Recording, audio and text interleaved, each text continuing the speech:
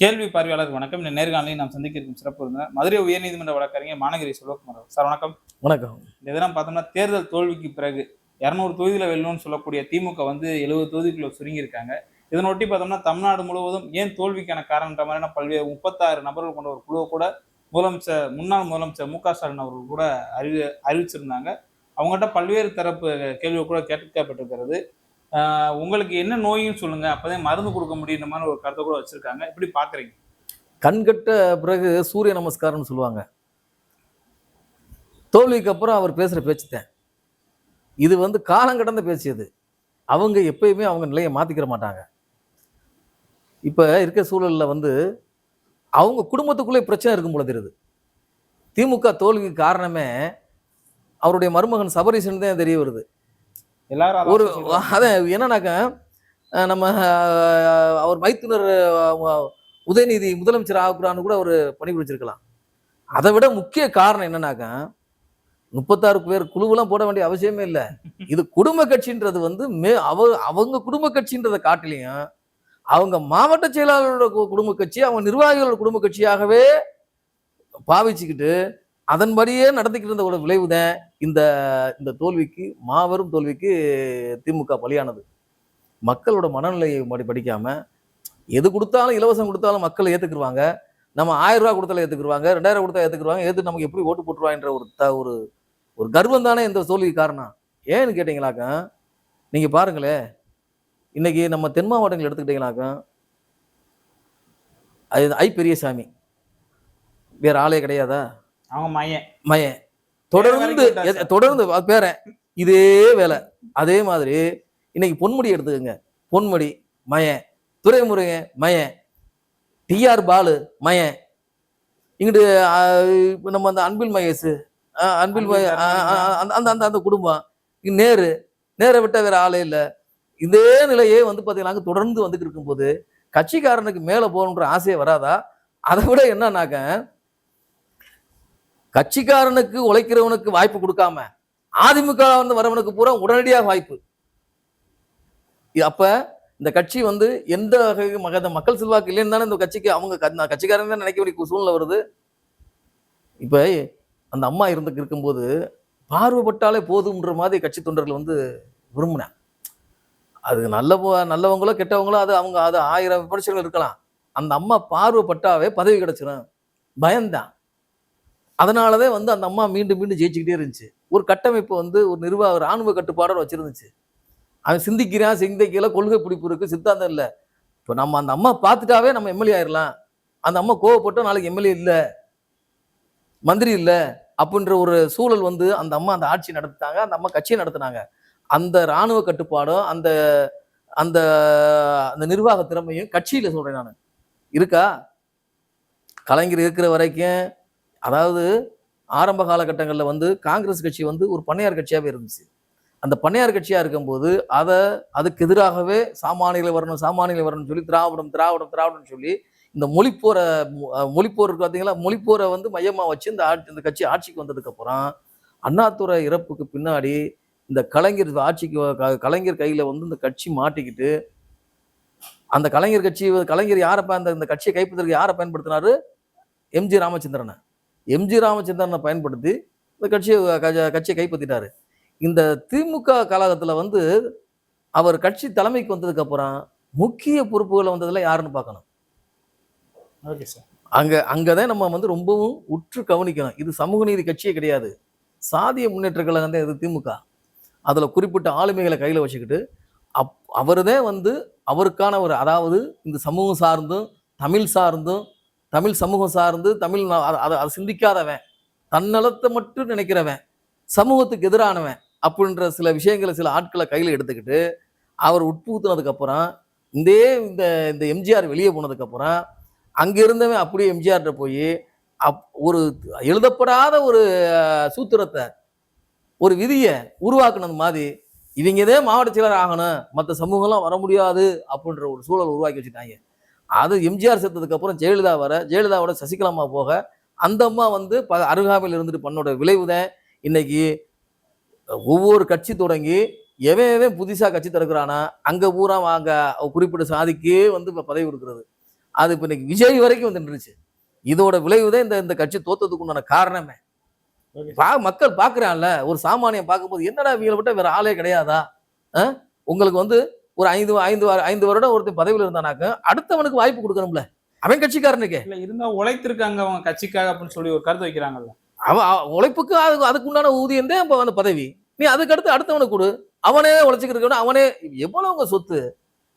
யாரு நம்ம இந்த டிஆர் பாலாம் லாரி டிரைவர்ன்றாங்க. இன்னைக்கு வந்து பாத்தீங்கன்னா பல்லாயிரம் கோடிங்க, 10,000 கோடி சாராய ஆலை எங்க இருந்துங்க வந்துச்சு? இதெல்லாம் மக்கள் பார்க்கத்தானே பாக்குறேன். என்ன தொழில் அமைச்சர் என்ன தவறு பிடிங்கி தள்ளிட்டாரு, அதே தானே இவருக்கு பாக்குறாங்க. நீ இங்க இருந்து வந்தியோ அதே மாதிரி இங்க இருந்து வர்றாங்க. அப்படின்ற போது நம்ம யாரையுமே குறை சொல்ல முடியாது. யாரையுமே இவங்க புதுசு, இவங்க என்ன செய்ய போறாங்கன்னு அவன் வரும்போது கத்துக்கிற போறேன். இன்னைக்கு திமுக வந்து எழுந்து வருமானது சந்தேகமாயி போச்சு. இப்ப என்ன சொல்றீங்க? ஆமா, அப்புறம் இப்ப இதே நிலை நீடிச்சா இப்ப திராவிட கழகங்களை அழிக்கிறதே பிஜேபி நோக்கம். 90% வெற்றி பெற்றதாக நான் கருதுறேன். 90% வெற்றி பெற்றதாக கருதுறேன். ஆடிட்டர் குருமூர்த்தியோட ஸ்டேட்மெண்ட் வந்து பாத்தீங்களா ஜெயிச்சதுக்கு அப்புறம் கலைஞர் இல்லாத ஆட்சி போது இது திட்டமிட்டு விஜயை வந்து ஏதோ ஒரு வகையில வந்து பிஜேபி ஆதரவோட இந்த விஜய் ஆட்சி நடக்கிறதாகவே நம்ம யோசிக்க வேண்டியிருக்கு. இன்னைக்கு நடக்கக்கூடிய சூழல் பூராமே இந்த அதிமுக பிளவு எல்லாமே இல்ல அவங்க என்ன திமுக தரப்புல இருந்து என்ன சொல்றாங்கன்னா எங்க கூட்டணி கட்சிகளோட தயவுலதான் நீங்க ஆட்சி ஆள்றீங்கன்னு ஒரு கருத்து வைக்கிறாங்க. எல்லாமே வந்து சந்தர்ப்பவாதம் தாங்க. சந்தர்ப்பவாதம் தான். யாருமே வந்து பாத்தீங்கன்னா இங்க வந்து அது இந்த சிவி சண்முகம் சொன்ன மாதிரி சன்னியாசத்துக்காக இங்க அரசியலுக்கு வரல போது அரசியல்ன்றதை எப்படி கொண்டு போயிட்டான் பாருங்க. அது சிவி சண்முகம் குடியாரன் எப்படி கொண்டு போயிட்டான் பாருங்க. அரசியல்ன்றது ஒரு புனிதமானது, மக்கள் சேவைன்றதை விட்டுட்டு நாங்க அதிகார வெறின்றதை அப்பட்டமா சொல்றேன். அதை மக்கள் ரசிக்கிறான், அதை வந்து போடுறேன் அவர் அப்படின்ற போது இப்ப இந்த நிலையில இருக்கும்போது சந்தர்ப்பவாதம் தாங்க. இன்னைக்கு திருமாவளவனுக்கு கூட அந்த ஆசை இருக்கத்தான் செய்யும். ஏன்னா அவருக்கு நெருக்கடி, அதிகமான நெருக்கடி வந்து இன்னைக்கு திமுக வந்து கட்சியை பிளவு பண்ண பாக்குதா? திமுக அவரே சொல்றாராம். அதாவது திமுக ஆதரவாளர்களா இப்ப ரவிக்குமார் வந்து ரொம்ப நாளா பேசல. பல தலைவர்கள் வந்து 2ஆம் கட்ட தலைவர்கள் வந்து திமுக ஆதரவாளராக இருக்காங்க. இப்படி பல்வேறு விஷயங்கள் இருக்கு எல்லா கட்சியிலுமே. ஆக மக்களோட நலன் மக்கள் சார்ந்து இருந்தா யாருமே அதை வந்து பதவியை பத்தி ஆசைப்பட மாட்டாங்க. திமுக தோல்விக்கு வந்து குடும்ப கட்சி அவங்க கொடுத்த பணம் இந்த மாதிரி கொள்கை சரியா இல்லைன்றது மட்டும் காரணமா மாற்ற தேடுறாங்களா மக்கள், தமிழ்நாட்டு மக்கள்? ஒரு விஷயத்தை வந்து அதாவது மாற்றம் என்பது நம்ம மாதிரிதான் மாற வேண்டியிருக்கு. ஒரு பெரும்பான்மை சமூகத்துக்குள்ள ஒரு அரைச்சிக்கிட்டு சனாதனம் திராவிடம் இப்படியே பேசிக்கிட்டே இருந்து தமிழ் சமூகங்களை அழுத்திக்கிட்டு தனக்கானவனுக்கு வந்து கையில வச்சுக்கிட்டு அவனுக்கே பதவி கொடுத்துக்கிட்டு இதே ஏற்கனவே சொல்லிட்டேன், அவனுக்கே பதவி கொடுத்து அவன் மட்டுமே வளரும் போது நாங்க ஒட்டுமொத்த மாநில வளர்ச்சியா ஒரு குடும்ப வளர்ச்சியையும் ஒரு தனிநபர் வளர்ச்சியும் ஒட்டுமொத்த மாநில வளர்ச்சியா காட்டினதோட விளைவு தான் இன்னைக்கு திமுக இல்லாம போனது காரணம். இப்ப மீண்டும் இப்ப களை எடுக்க வாய்ப்பு எது இருக்கா, இல்ல மீண்டும் திமுக திருந்தாம தான் இருக்க போதா? எப்படி அதாவது திமுகவுக்கு இங்க யார் இருக்காங்க? இப்ப நம்ம மதுரையை எடுத்துக்கிட்டோமாக்க பிடிஆர் தான். பிடிஆர்லாம் அதாவது என்னமோ கரைவிடாத சொந்தக்காரரு, ரொம்ப நிர்வாகத்திறன் உள்ளவர்ன்றாங்க. அவருக்குள்ள எங்க இருந்து நிலம் வந்துச்சு? 1000 ஏக்கர் நிலம் 5000 ஏக்கர் நிலம்ன்றாங்க. எங்க இருந்து வந்துச்சு? அவர் எத்தனை பேருக்கு இந்த நிலங்களை பகிர்ந்து கொடுத்துருக்காரு சொல்லுங்க. அவர் எப்படி அவர் கீழே இறங்கி அங்க அவர் தொகுதியில் இருக்கக்கூடிய அந்த பந்தல்குடி மக்கள் பட்டியல் மக்கள் எதுவும் அந்த நிலங்கள் இங்க நிறைய நிலங்கள் இருக்குது அங்க பட்டாக்குடி கொடுக்குற நிலத்தை அரசு உடமை ஆக்கியிருக்காரா? பிடிஆர் கால்வாயினா ஓடுதுன்றாங்க. எதுக்காக ஓடுச்சு, எப்படி வந்துச்சு, இதெல்லாம் பேச வேண்டியிருக்குங்க. நிறைய விஷயம் இருக்கு.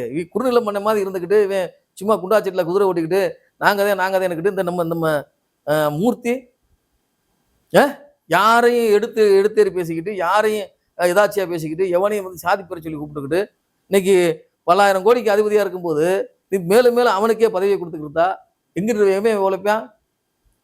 இன்னைக்கு நல்லா பாருங்க, இப்ப திரும்ப பாருங்களேன், அந்த ஃபார்முலாவை பண்ணது மூர்த்தியை தோக்கடிச்சுன்னா அதே சாதிக்காரனை தோக்கடிக்கிறான். அங்க மாற்று வேற யாருமே இல்ல. இங்க சாதியே இல்லாத மாதிரி ஒரு நிலையை கொண்டு வந்துக்கிட்டு இவங்க பூராமே அதான் தன்னலம் ஒரு ஏதோ மாற்றம் சொல்றான். இவங்க பூரா அரசியலுக்காகவே வந்த மாதிரியே ஒரு விதியை உருவாக்கிவிட்டான். அரசியல்னாவே என்ன ஆகி போச்சு? காட்டி கொடுக்கறது, கூட்டி கொடுக்கறது, காலவாரி விடுறது, இப்படி மாதிரி தானே ஆயிப்போகுது. காசு இருந்தா எல்லாருக்குமே அந்த பதவி கிடைச்சிருதா? ஒரு இப்ப அப்படி ஒரு அரசியல், ஒரு புனிதமான ஒரு அரசியல் மக்கள் சேவைன்றத ஒரு தனக்கான விஷயங்களுக்கு நம்ம எதையும் செய்யலான்ற ஒரு நிலையை உருவாக்கி விட்டதே திராவிட முன்னேற்ற கழகங்களோட அதுதான் சாதனை. இதுல முக்கியமா பார்த்தோம்னா சபரீசன் அவங்களுடைய பெண் நிறுவனம் அவங்க தரவுகள் படி 200 தொகுதி வெல்லும்னு ஒரு கருத்தை வச்சிருந்தாங்க. ஆனா பெரும்பான்மையா 130 தொகுதி 130 தொகுதி அவங்க கணக்குப்படி போயிருக்கிறது. சபரீசனுடைய திட்டம் எடுபடல அந்த தேர்தல். அவர் யாருங்க அவரு? அவர் யாரு? அது அது அது அதுதான் நான் சொல்றேன் நானு. அவர் யாரு அவரு? அவரு அவர் எதை இந்த அடித்தட்டு மக்களை பத்தி அவருக்கு என்ன தெரியும்? அவரு நம்ம பிடிஆர் பழனிவேல் உறவினர்ன்றாங்க. அவர் முதலியார் சமூகத்தை சேர்ந்தவர். இந்த சாதிய இங்க இருக்கக்கூடிய சாதி அடக்குமுறை பத்தி ஏதாவது பேசியிருக்காரா? இங்க இருக்கக்கூடிய ஏதாவது போராட்டங்கள் நடந்திருக்காரா? இந்த மக்களை பத்தி மனநிலை பத்தி தெரியுமா? அவரு ஒரு நிறுவனத்தை உருவாக்கி அதான் இது அவரு அவர் மைத்துனருக்கு எதிராக வேலை பார்த்ததாகத்தான் நான் கருத வேண்டியிருக்கு. அவரு மைத்துனருக்கு எதிராகத்தான் அவர் வேலை பார்த்திருக்கிற மாதிரி நம்ம கருத வேண்டியது. ஆமா ஆமா. அவர் முதலமைச்சராக ஏன்னா அவர் சரியான முறையில் பணியாற்றி இருந்தா மக்களோட மனநிலை தெரிஞ்சிருக்கும். அதுக்கு தகுந்த மாதிரி வேலை பார்த்திருப்பாங்க. Okay sir. பணம் கொடுத்தா மக்களை விலைக்கு வாங்கிடலாம், பணம் கொடுத்தா விலைக்கு வாங்கிடலாம் அப்படின்ற தரவுகளை சரியான முறையில் கொடுக்காம பண்ணதோட விளைவு இன்னைக்கு திமுக இன்னைக்கு நடத்த. முக்கியமா இன்னைக்கு ஒரு கருத்து வெளியா இருக்கிறது. ஜென்சி செட் தலைமுறையை மையப்படுத்தி இனிமேல் திமுகவினுடைய வேலை திட்டம் இருக்கணும் அப்படின்னு ஒரு கருத்து வைக்கிறாங்க. இப்போதான் அவங்க வந்து இந்த இளைய தலைமுறையை கவரணும்னு நினைக்கிறாங்க. ஏற்கனவே அவங்க வந்து நாங்க வந்து கடுமையா நாங்க இளைய தலைமுறைக்கு நாங்க நிறைய செய்யறோம், நிறைய பண்ணியிருக்கோம், அதனால மக்கள் பூரா எங்க பக்கம் இருக்காங்கன்ற மாதிரி ஒரு கருத்து வச்சிருக்காங்க. இப்ப இந்த ரூட் மாஃபியா அது வந்ததுக்கு அப்புறம் அதை நோக்கி பயணிக்கிறாங்க. யாரு நாங்க வந்து தெருவில் இறங்கி மக்களை வந்து மக்களோட பிரச்சனைகளை தீர்ப்போம், நம்ம அனைத்து சமூகங்களுக்கு நாங்க சம வாய்ப்பு கொடுப்போம், பொருளாதாரத்தை ஊக்குவிப்போம், கட்சிகளை வந்து நாங்க புதுரட்சம் பாய்ச்சுவோம், கட்சி தலைமையில மாற்றுவோன்ற போது முதல்ல அவங்க தலைமை தானே மாத்தன. இந்த விஷயத்தை சொல்லாம இருக்கும்போது அவங்க அது ஒரு அதிகாரம் என்பது மிகப்பெரிய ஒரு போதங்க. அதுக்காக எதையும் இழக்க துணிவாங்க, அதை தக்க வைக்கிறதுக்கு பார்ப்பாங்க, அதுக்கு எவ்வளவு எதையும் செய்ய துணிவாங்க. அதுல திமுக திருப்பி அதிகாரத்தை நோக்கி பயணிக்கிறதுக்கு அவங்க முயற்சி பண்ணிட்டே இருப்பாங்க. அவங்களை அதிகாரத்துக்கு கொண்டு வரதோட வேலையா இது? அந்த ஒரே நிமிடம் அந்த அந்த அந்த முடிவு யார் கையில் இருக்கு? சாமானிய மக்களின் கையில் இருக்கு. ஓகே சார், பொறுத்து வந்து பார்ப்போம். நன்றி. நன்றி.